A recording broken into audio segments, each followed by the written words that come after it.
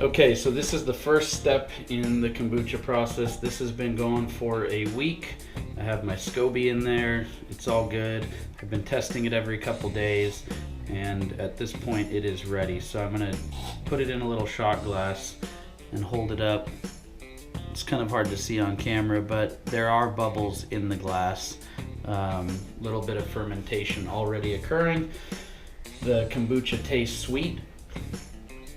When I try it, it's just slightly sweet. When you first pour in all the sugar, there's going to be a lot of sugar. The Scoby has processed all the sugar, and so it's just slightly sweet, and it has bubbles, and that's right where you want it to be. If it's too sweet, it'll be way too bubbly, and if it's it'll be too bubbly after your second stage, and if it's too bubbly now, it'll be flat after your second stage. So you want it slightly sweet, slightly bubbly. That's where we'll leave it. All right, so just showing the standard setup, we have a fish tank sticker on here that has a thermometer. It's like $5 on Amazon. And you can see that this guy's at maybe 86 degrees. It's been sitting on a heating pad called a Propagate Pro heating mat. It's like $20 on Amazon.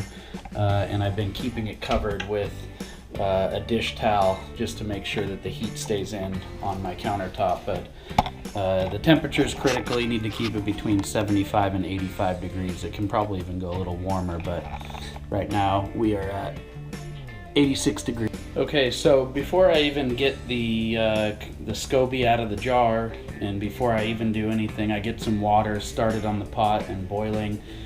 This has been boiling for a little bit.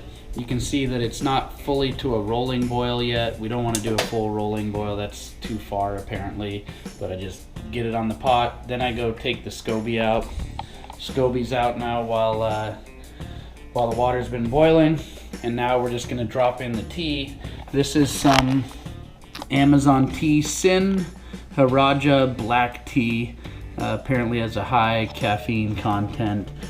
Rich black tea that is grown in the rainforest, hints of cocoa and honey. I don't know if it matters. It's relatively cheap, and you use a third cup and you just dump her in and let it steep. Doesn't matter. I have found that, they say 12 to 15 minutes. I'm gonna start pouring the kombucha into the bottles, and that's generally how long it takes. So I don't think there's any rocket science here. Just throw it in, and when it's time to go, you pull it out. Okay, so now we're gonna pour in all of the flavorings for the kombucha. This is gonna add some sugar to the kombucha. Even though it has a little bit left, this will really give it nice bubbles. So we're gonna add a little bit of lemon juice. This is from Costco. It's like $3 for a bottle. Ginger juice, I don't know, maybe $5 or $6. And then this is Fruit Fast red raspberry concentrate. I bought it online from some place in Oregon. A little bit expensive, but you only need an ounce or two. So we're gonna start with this guy. Actually, you know what? We need to get our Scoby into his bowl. I always keep super clean hands when I do this because Scoby can grow. So we're gonna take him out. There he is. We're gonna just soak him, and I soak him in 4 cups for 2 gallons, or 2 cups per gallon. I'm gonna do 2 gallons, so I'll do 4 cups.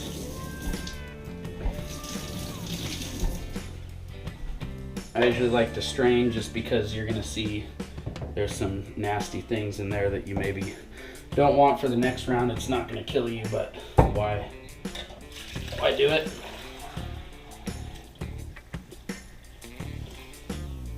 So you can see here, there's some fizzing and bubbling from the kombucha. You can see there was some leftover bacteria. We're just gonna dump that in the sink and pour our juice onto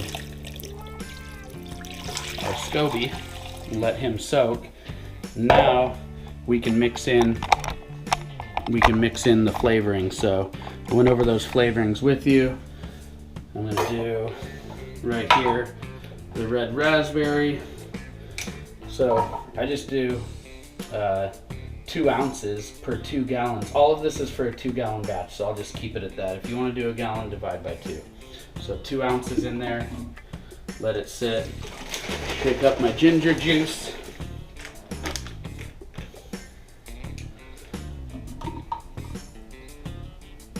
I do about 3.5 ounces, depending on how much ginger you like.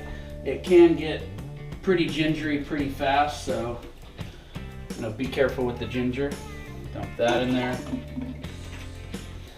2 down, 1 to go. And then same with the lemon. These flavors have a big impact. 8 ounces of lemon for 2 gallons. And if you go 9, I think you can taste it. It can overpower. So I've been pretty strict about these ratios. So there's 8 ounces of lemon juice. We're in good shape. And then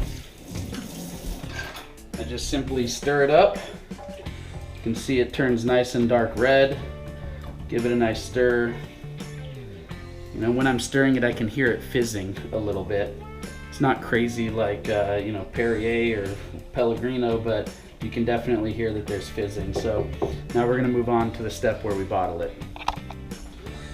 So at this point I have I've gotten my water boiled. I pulled out the Scoby. The water was done boiling. I got the tea going. I put in my flavorings, and now I'm just ready to pour. So I like to take a nice little strainer just because you get some little leftovers in there. It's totally fine to put them in, but I just like smooth, clear kombucha. So I set that over here. This is a 32-ounce measuring cup. These are 16-ounce bottles, so you can do 1 full measuring cup into the 2 bottles. And then I have a nice funnel here. It has an indentation, maybe you can see it, but it's for pouring so that the fluid just flows and the air can come out. I just stick that in there and start pouring the kombucha while the tea steeps. Just pour it in. Go up to, I usually do maybe 33 or 34 ounces because the bottles, you don't want a lot of air in the bottles, maybe just a 1/4 inch of air, because if you have too much air, it'll get too fermented. If you have too little, it won't bubble at all. So I just start pouring these in. Pour the first 16 ounces in. This is a nice funnel, just goes right in. Once I get this guy topped off, I can just dump the second one because I know I'm in the clear because I've measured. So this one is topped, and then I'll just dump this guy and we go big. And it cuts down on the time. And so there you go. And both of these, I'll kind of show you the level that we're looking for. If you can see on that, there's, it's maybe a 1/4 inch or so below the neck, but I found that that's kind of the right spot. And then I just twist on a cap.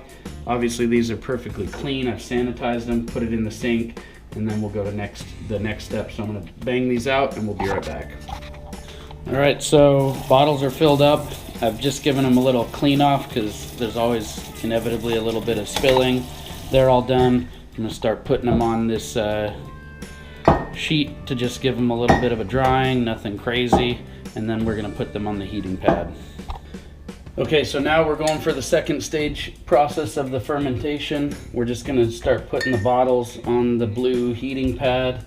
I usually put a rag behind it so that it can kind of trap some of the air, because we're also gonna put our big 2-gallon jug on there, as much as we can for the first few steps. But right now the 2 gallons has yielded me about 14 bottles, and I'm just gonna stick them on there. They're still a little bit wet. I've never seen that to cause a problem. Put 14 bottles on. I'm gonna leave a little bit of room for the Scoby jug, and we'll be set. So now I've finished bottling everything. All the bottles are filled up. I've cleaned out the jar, and now it's time to just start the process all over again. So we got to get some sugar in there. This is just 2 cups of regular old pure cane sugar. We're just gonna dump 2 cups in, or a cup per gallon. We're doing 2 gallons. Using organic sugar or anything like that is not going to help you. Just use the original sugar. That's the best way to go. And then I have my tea here. That's been going for about 12 to 15 minutes, however long it takes to fill up the bottles. It's not rocket science. Pour that in here onto the sugar. So we're going to melt the sugar right now to make our tea. This is just like making tea. Nothing special here. So finish that off, dump the tea in there. Now I'm just gonna stir it up. There's a bunch, 2 cups is a lot of sugar. The tea's pretty hot, and so I'm just gonna stir it with this stir stick, and it usually takes a little while. Let it dissolve, and then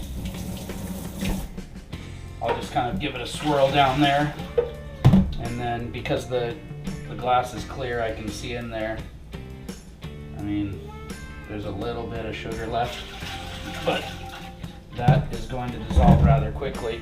I'm in a good spot because I can just hit reverse osmosis water right in here. So I just hit that, let it rip. If you end up buying the, what is this? This guy's called the old-fashioned Cape Cod glassware.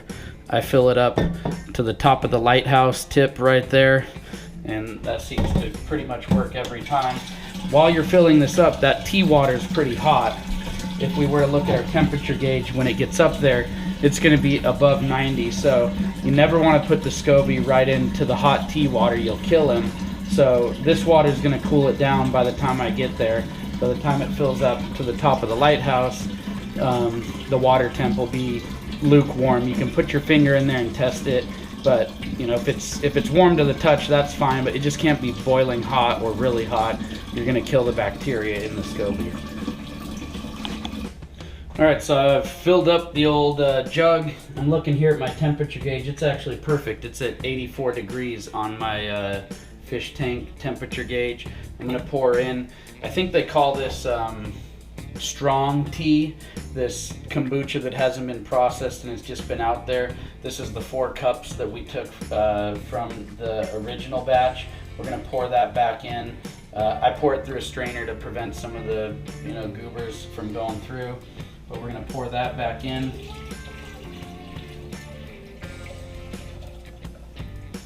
And then I like the top just the way it is, right to the top.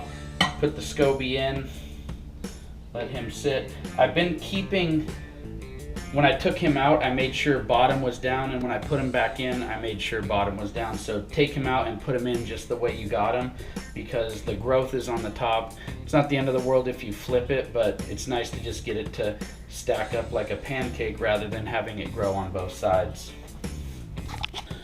Okay, so I've got my Scoby happily resting in the new batch of tea. We put the cover back on. You need to have some sort of a cloth up there so that bugs and stuff don't get in, but it has to be breathable. We've got 2 gallons of fresh sweet tea in there. It's just 2 cups of sugar, the tea, and water, and that's it. And this guy's gonna start processing this for the next week. You can see I've got my heat pad going. I've got my 14 bottles of kombucha on there. They're not on there perfectly. I've got the a rag kind of wrapped all around them. It's gonna trap the heat like a tent. So I'm just gonna cover this up.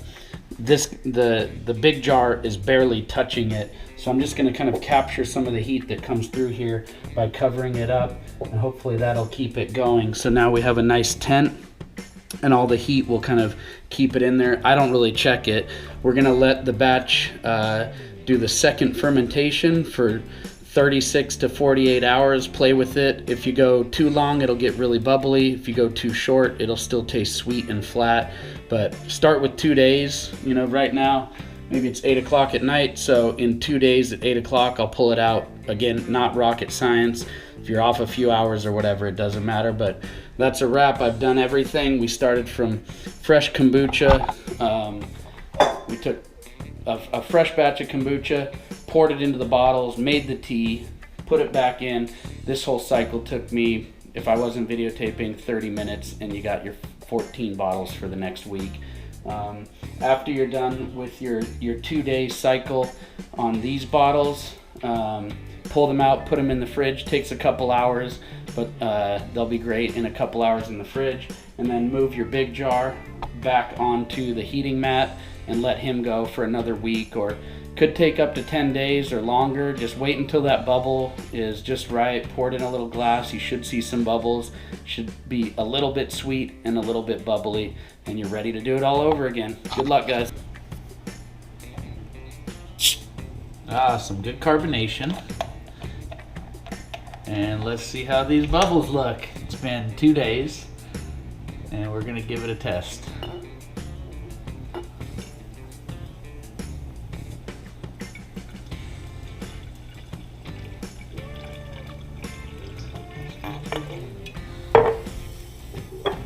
Good bubbles. Look at that.